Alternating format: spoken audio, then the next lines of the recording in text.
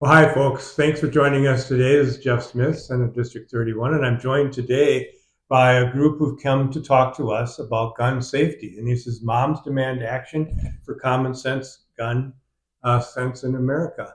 And do you want to introduce yourselves here? Sure. Hi, I'm Lisa. I am a researcher at Johns Hopkins Center for Gun Violence Solutions. I'm Mariah. I'm a mother of two from Eau Claire, Wisconsin. I'm Terry. I'm a mother of three and a grandma of four from here in Madison. And Moms Demand Action is a nonpartisan group, and we have volunteers all over, almost 11 million members, and we are in each state of this country. Wow, that's really something. And I like when you say it's nonpartisan and it's about common sense. Absolutely. And so let's start with common sense. We talk what people commonly call red flag laws or extreme risk protection orders. For me, that's the most common sense and should be the easiest to pass because it's really about suicide prevention.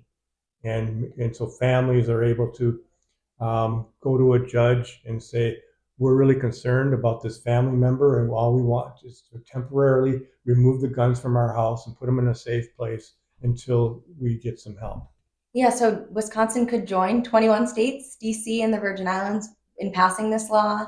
There is a rigorous process. Again, you have to go before a judge who ultimately decides whether to grant or deny this. And in my work on these laws around the country, I have seen the impact that they have in suicide prevention and preventing mass shootings. We have great data both on the role of ERPOs in suicide prevention and mass shooting prevention. And it is a great tool to address the various forms of gun violence in Wisconsin. So it's oftentimes when we have catastrophes or terrible incidences, which is way too often, almost weekly in this country, there's always a call for more guns for protection. And we have a new piece of legislation about making sure there are no guns on campuses in Wisconsin. And as someone from Eau Claire campus, right there in the heart of the city, like that's a very scary thought that there could just be guns and really disrupt learning to constantly have to worry and look around you and assess your safety situation at all times can be a lot.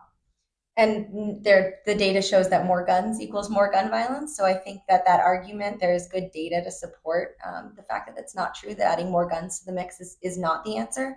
When I worked on this similar legislation over a decade ago in Madison, I talked to college professors and they said, I don't want to worry that if I give someone a bad grade, they're going to come and shoot me. Yeah. And I just Or don't think, themselves. or themselves, of absolutely. And I don't think that adding guns to campuses, again, like Terry said, fosters an environment for learning. It does not make anyone safer. And also part of the process of perhaps temporarily removing a firearm from access to a person in crisis is they can get some treatment,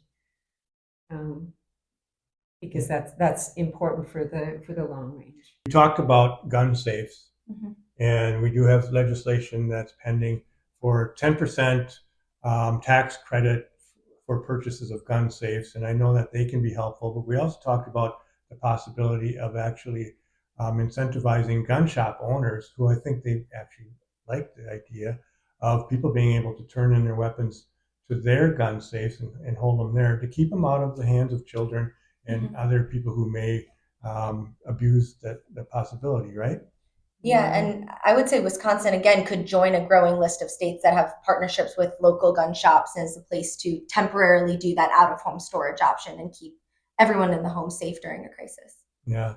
Well, thank you for doing this today. And I know you do have an annual lobby day, like a lot of people do, but moms demand action. I'm right with them. I demand action as well. And thank you for being here, like I said, and spreading the word. And this is Jeff Smith once again. And thanks for joining us today. Thank you, Thank Senator you. Smith. Thank you, Senator. Thank you.